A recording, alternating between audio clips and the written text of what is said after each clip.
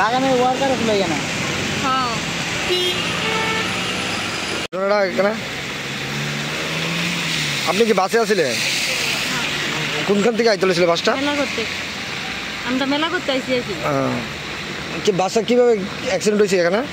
আমরা তো কইতে পারতেছি না, আমি বই আসছিলাম। হ্যাঁ। তারপরে দেখি এই গাড়িটা আইতাছে, আর এই গাড়িটা এইটারে এমনি আগে করছে, আর এটা এদিকে চালাইতেছে, চালাইয়া করে সেদিকে যাই কাটিয়ে গেছে।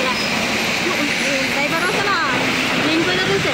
তারপরে আমরা বিশ্রামগঞ্জ যাবো, পদ্মনগর এসে এমন তো করছে, আমরা তো আসতে চালান এক সময় কাটিয়ে গেছিল। তারপরে আবার এদিকে কুঞ্চ মন্দিরে পেতেছে, আমরা গাড়ি সবাই বুঝতেছি যে আসতে চালান এমন মেলা করতে কিছুক্ষণের মধ্যে আয়া পড়ছে গাড়িটা। হেড রিং করে রয়েছে তো, এরপরে এমন করে বুঝতে পারে আমরা তো সব মহিলারা চিল্লাচিল্লি করতেছি। তারপরে কি ড্রাইভার আছে না, জানালাটা খুইলা ছেড়ে লাভ দিয়ে গেছে, লুকাই গেছে।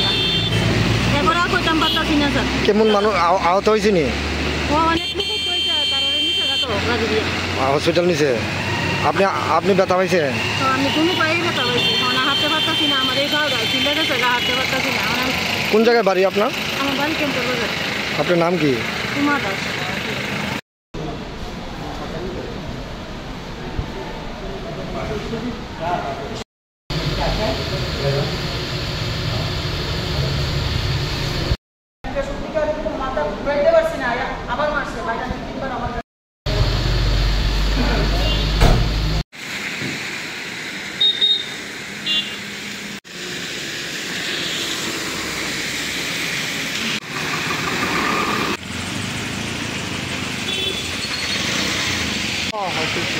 ভালো করে ওঠো।